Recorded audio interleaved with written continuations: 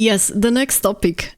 And it is something where I think this is something that will have an impact also outside of the US, or a bigger impact. There's discussion about games costing $100. They are talking here specifically about GTA 6. Which is also a huge game, which was taking a lot of time to develop, and it had a huge budget from what we already know.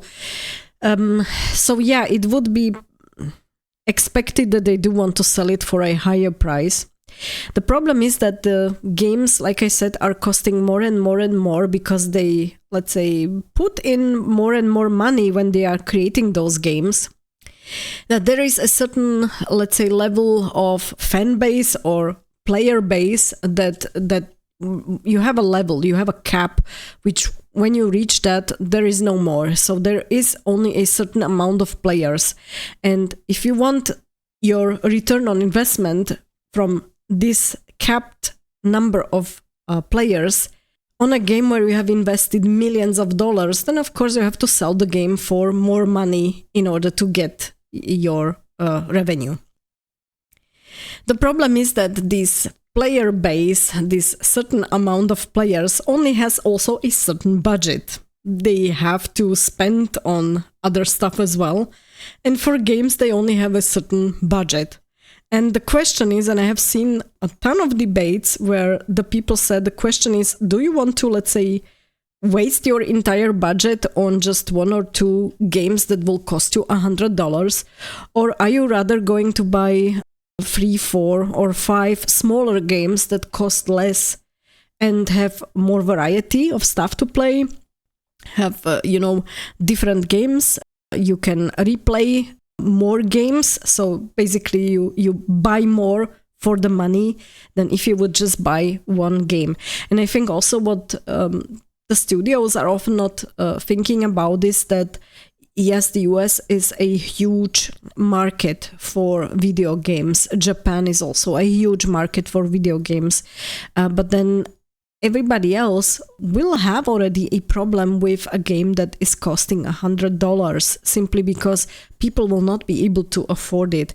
And especially when you look back at the last few years, the inflations have skyrocketed in multiple countries. So this is not a problem in just one or two countries.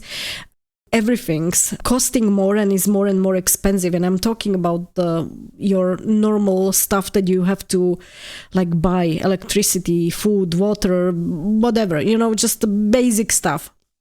And if you spend a lot of money on your basic needs, your budget for gaming will be even more limited. And to be honest, from my side, if I would have now $100 to spend on some games or a game, then I would definitely not buy one game for that. I would go for 2, 3 smaller games and maybe look for a sale, but I will absolutely not spend $100 on one single game. And I do think there is a lot of people who are thinking exactly the same way.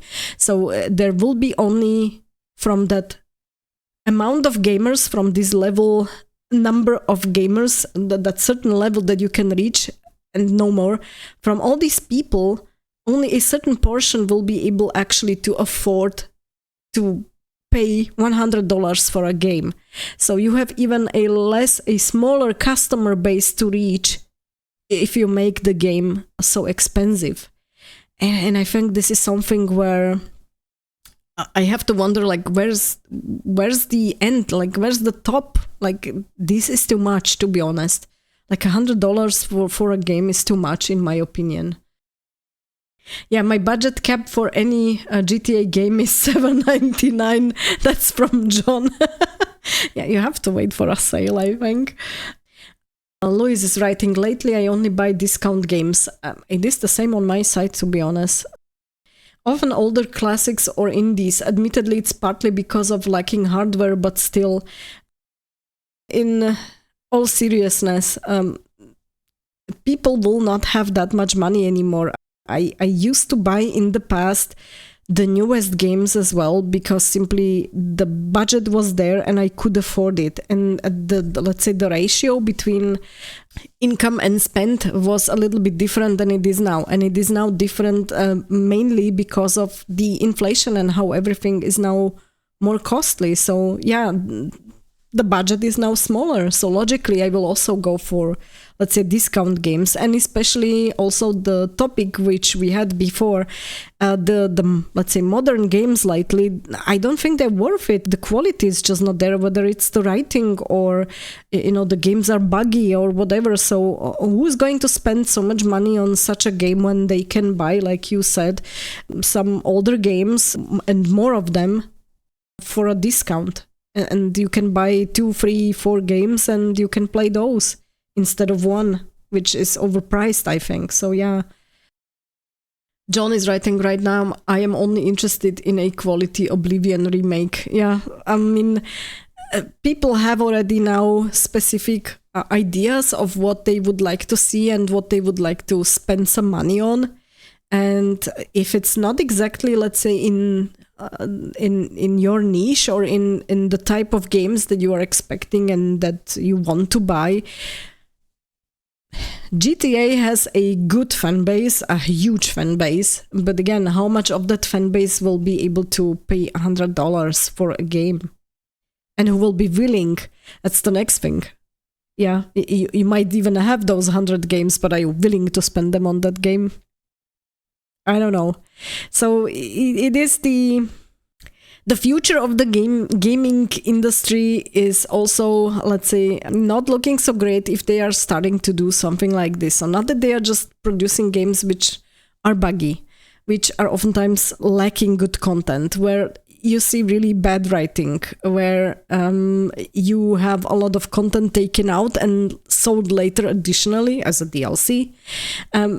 You see all of this, and then you tell yourself, why should I pay for that so much money? People are just being discouraged by what they have seen in the past few years to invest the money in a game like that.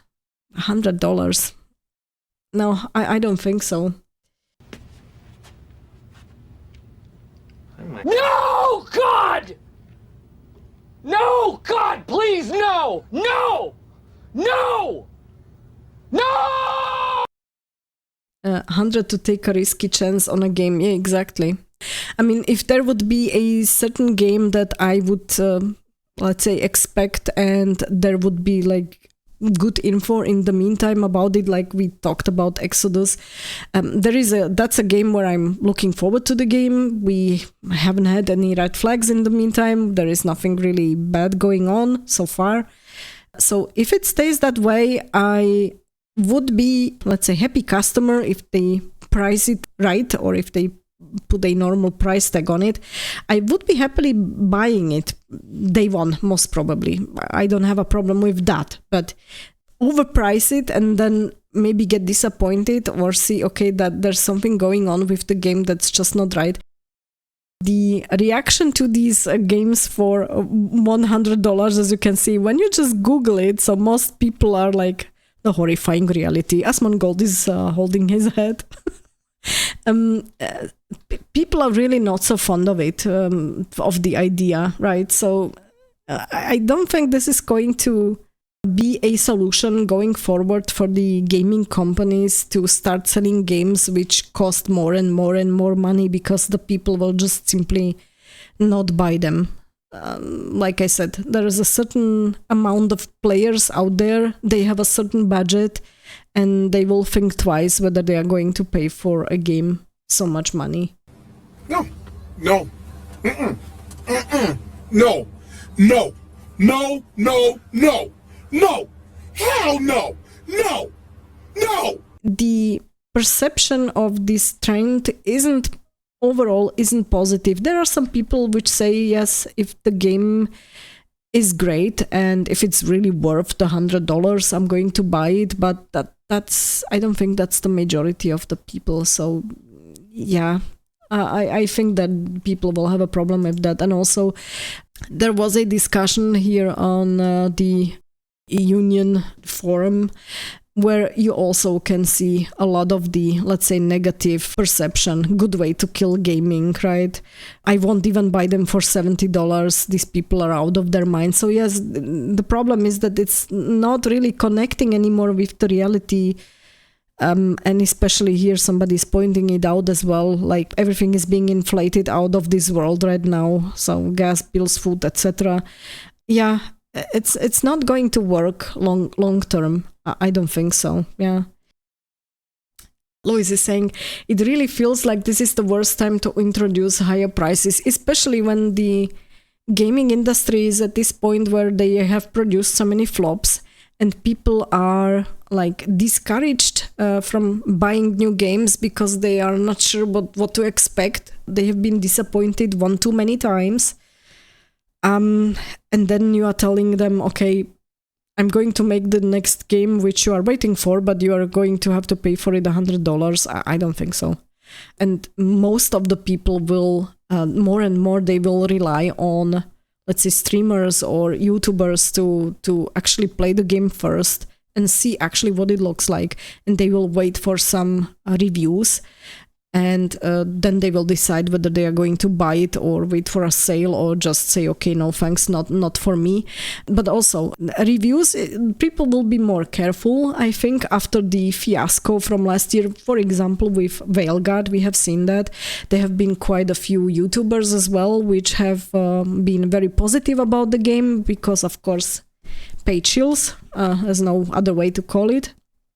And they have been making very positive bits about the game, which also resulted in some people buying then the game because they did trust the YouTuber or the streamer. And in the end, when the game released, it was quite clear then by the people who didn't have this early access and then were reviewing the game, let's say independently, that the game is really not worth it and it's really not so great. And I do think that people were also like very disappointed at that point in many of these, let's say, YouTubers with this kind of early accesses, and they will be more careful even with them. So a lot of people will be waiting for, let's say, the good word to spread around before they actually buy the game. So what we could see also, I think, is that over time there will be less pre-orders in general. People will stop pre-ordering games, and also less of the numbers on day one or in the first week. I think the people will still wait like a week or two until we get the reviews, until we get the streams, until we see really what the game is like, and then they are going to decide to buy it. So I think the increase in sales will be then, if the game is good, maybe after 1.5, 2 weeks, but it will shift compared to how it was before.